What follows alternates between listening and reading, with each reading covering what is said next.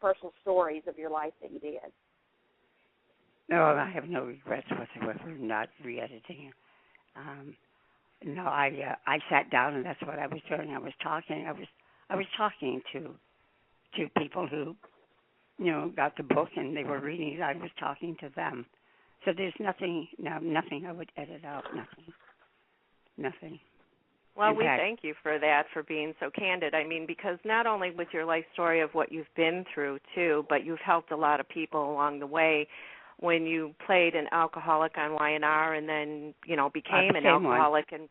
Then you became one, Yeah. you received a lot of letters from people, and they said they went to get help for that.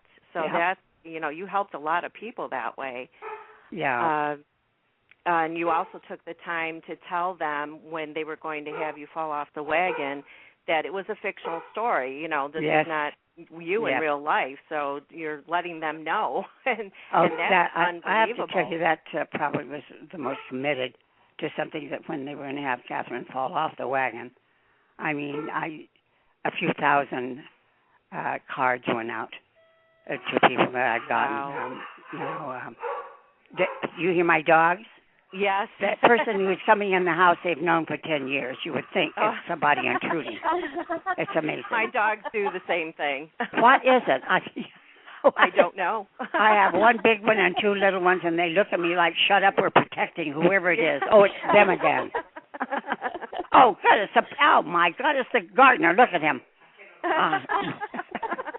I'm not kidding. I have a pool man that says, would you please put the dogs up when I come in? I said, what? They want to help you. Give them something to do. They bark because they're dogs. That's right. It's so it is funny. just totally amazing. The first time that ever happened, I'm not kidding, I'm hearing, help, Missy Cooper, help. And I hear this yelling. I go out and my gardener's on top of this 6-foot fence with this pool thing in his hand, and one of the dogs is standing there barking at him. I said, she just wants you to pet her. And that's so funny. he got down and the dog, and he petted the dog, and every time he'd come in, then he'd give he'd give Bishop a piece of rope or something to play with. And I swear to God, one of the funniest things I've ever seen is I thought that dog would know how to attack you if I paid him. Oh. Oh, my God, Gino Colombo just entered the room. He's my hairstylist, makeup man, and stylist, and 1,000 other things. Not They're that, all around but guy. 1,000 other. Yes, all-around guy. He's busy with his, he has a salon over on, the other side of Mulholland. Let's put it like that. And anyway, he's part of the family. The dogs bark at him, too. Yeah. Bet you they were just barking at because he was coming through. They're just saying hello, welcome, we're glad to see you. Oh, yeah, and he just walks in blithely and says, hello, and they're, Well, Jeanne, and there can be, I'm sorry. Oh, I was just going to say, before we have to let you go, because we know that, your time is limited, and we're most appreciative of it, but we do have one person in the chat room who is asking, who do you like to share scenes with the most on Y&R? Share things with the most on Y&R? Mm-hmm. Oh, boy. That is, that's a big one. I guess maybe Doug Davidson. Yeah. Oh, yes, we love him too. Love Doug. Yeah. Doug is, he's been on the show next to me as being, I've been there the longest, and he's been next to the longest. But Doug, I've watched him grow up and become such a responsible, committed guy. His kids are just so talented, and there's one daughter in London at the music. It's a conservatory. She was accepted. She's a brilliant pianist. The young girl too. So. Yeah, I guess. Did you ever adopt him? Because you said in your book you've been trying to adopt him for years.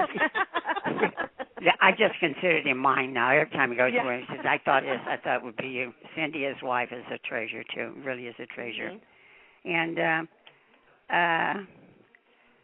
And Jess, of course I'll share a lot of things with her, but she's so neurotic. She doesn't know what she's doing half the time. I love her to death. She's gone off to Oregon now and is living on 10 acres, and she's learning to ride a horse. And I thought, that's the scene I'll never forget. I said, you're riding a horse, uh-huh. Well, okay, you're going to that party. You know, she's at an age, and she said, I just have to find out who I am. I said, you won't like it when you find out, Jess. Don't do it. Yeah. Now, you know what? That almost sounds like something Miss Chancellor would say to Jill in a heartbeat, you know. But exactly. Isn't that the truth? It'd be a little bit more catty, but, you know, it would definitely, she would get her point across. And, listen, ladies, listen, I taught Katherine everything she knows. There you go. I love that. I taught her everything I know. That's great. And a couple of times she's bounced back on me. Yeah.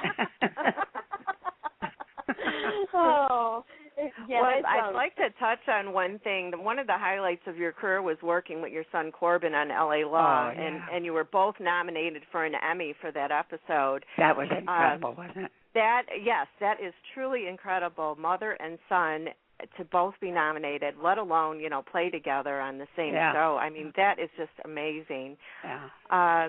If Corbin decided to write a movie about your book, would you want him to do that? He can do anything he wants.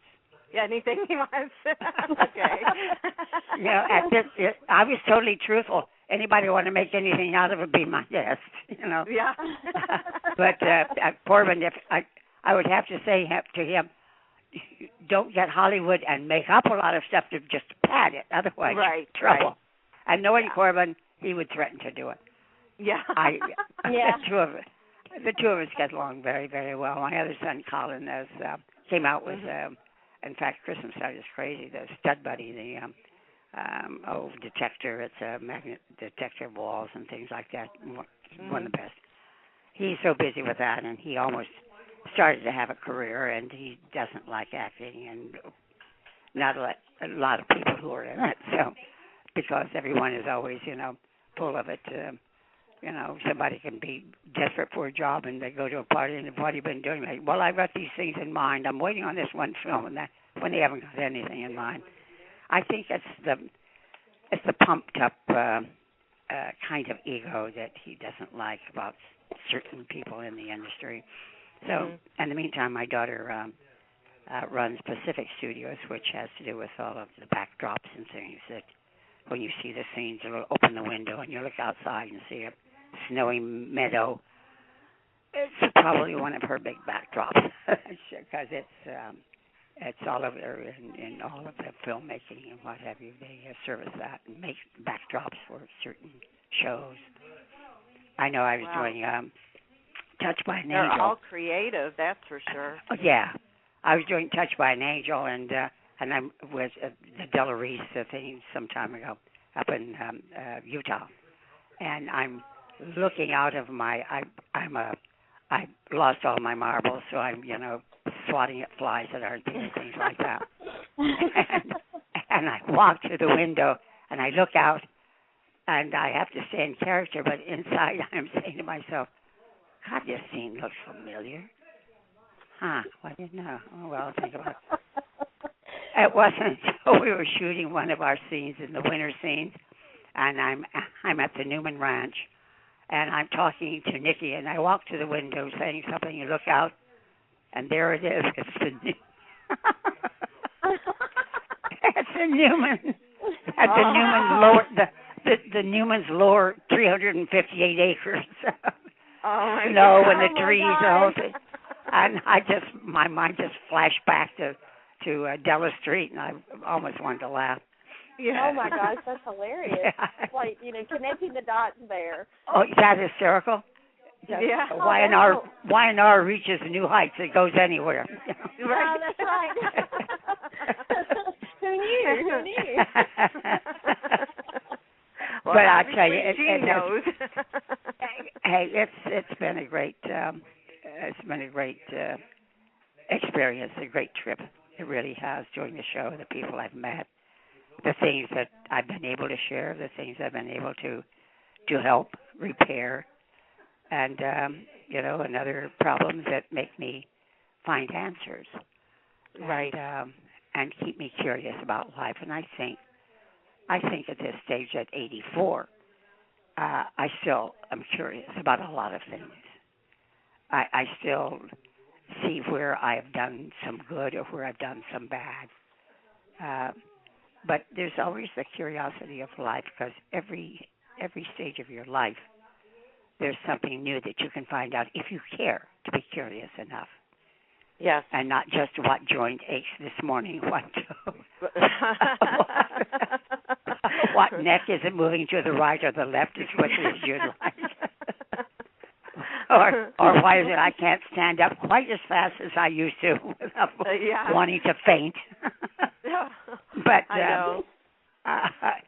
It's and I think when you know that you really put in your time on this planet, it's as if when one of your kids to you come and say, I woke up this morning, I have this, I don't know, it's like a kink in my back, and you look and you say, oh my God, have you got a lot in store for you? That's so funny, because my grandmother is about your age. I think she's actually a little bit older. She's around 90.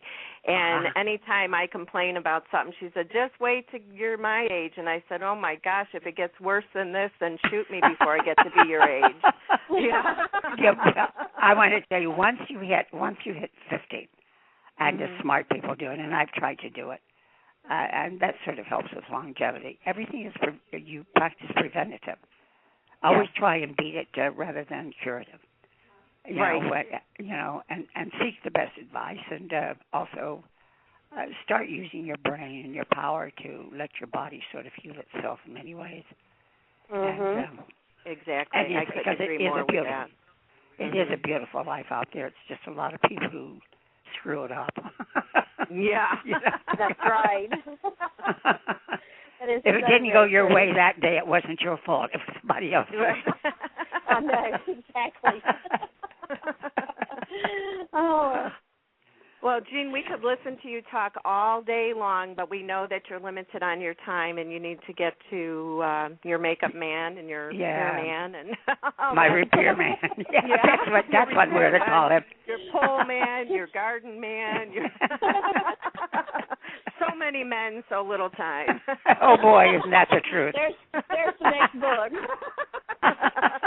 Listen, and don't waste any time. Right. Yeah, that's right. If you think yes, go ahead. Okay. Exactly. But we would love to have you back in the future to talk more. And anybody that has not picked up Jeanne's book yet, I highly, highly recommend it. Not Young, Still Restless, a memoir is the most amazing book that I've ever read, and definitely a page turner. And you'll learn so much more about Jeanne Cooper. You'll be astounded. Just buy it. Go to Amazon.com or any bookstore. You'll love it. And, Jeanne, we thank you from the bottom of our heart for spending the time with us and taking the time. Maybe one day we'll meet in person. That would be funnier. We'll have lunch. That would be a dream come true. Yes, indeed. That's on my bucket list. How's that? Okay. Oh, no, don't do that. Don't wait that long, for God's sake. If you say so, it's affirmed. There we go. Listen, I have a friend, Doc. Oh, dear. Well, listen, have a laugh a day. Do a good deed to someone. I don't care if it says, how are you, to a stranger. They may look at you like you're nuts, but in the meantime, you've done your bit. Exactly. And enjoy life. That's what it's here for. You have to work for it, but that doesn't hurt. And pay it I learned to love you guys in just a few minutes. That's nice. Oh, I like that. Thank you. I do. You're my kind. You too. Likewise, very likewise. Well, listen to you and your audience. Have your audience stay listening, because they're listening to two very good people. Thank you. Thank you for letting me have this time with you. Oh, you're welcome. And again, thank you for being with us. And please enjoy your day, and we'll chat again soon. And I'll be watching you every day at 11:30. God bless. God bless you too. Okay. Take care. Bye-bye, Happy girl. holidays. Happy Bye-bye. holiday to you and yours. Thank you.